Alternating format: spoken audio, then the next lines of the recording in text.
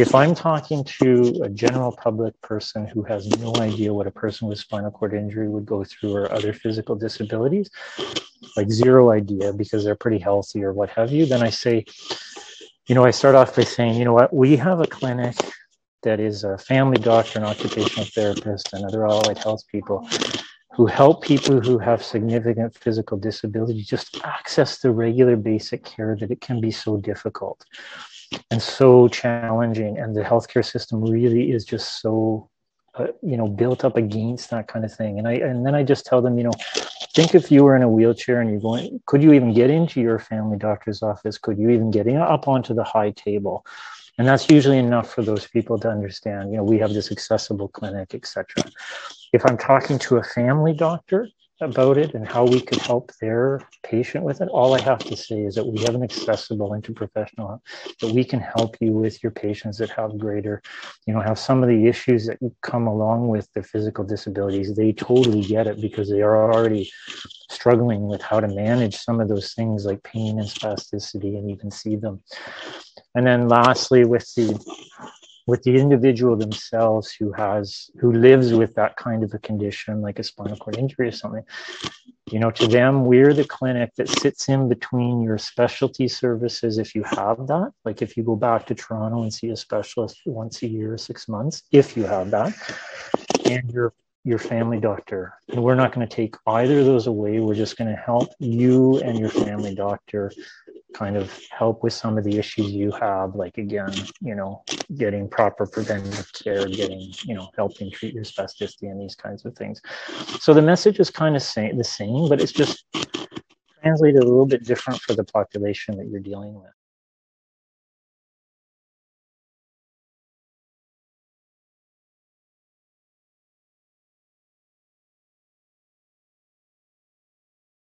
From the get-go, it was emphasized to us really trying to involve people with lived experience. And, we had kind of touched it in other ways, but I would say in very token ways. And I think this has really shown myself anyway, that the real value in having people with lived experience really guide things to make sense so that it's not, you're not doing some academic work that sits on a shelf and doesn't actually help people in the end. That, we want it to be participatory. So, it's helpful to people at the end of the day, to people and their caregivers and families.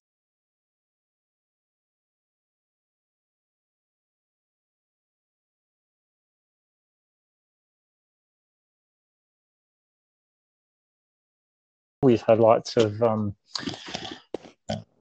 grants and that sort of thing to try to expand our clinic, and rather than just making it a local thing. And we've reached out to our region. We have worked on training some sites in other areas, and we're continuing to try to do that.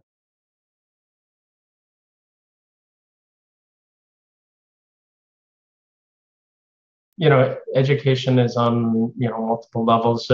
Certainly one is to try and empower patients themselves, and that education. We also teach family medicine residents, and so they often will get either exposure to the clinic or presentations about some of the issues, so that they have an awareness.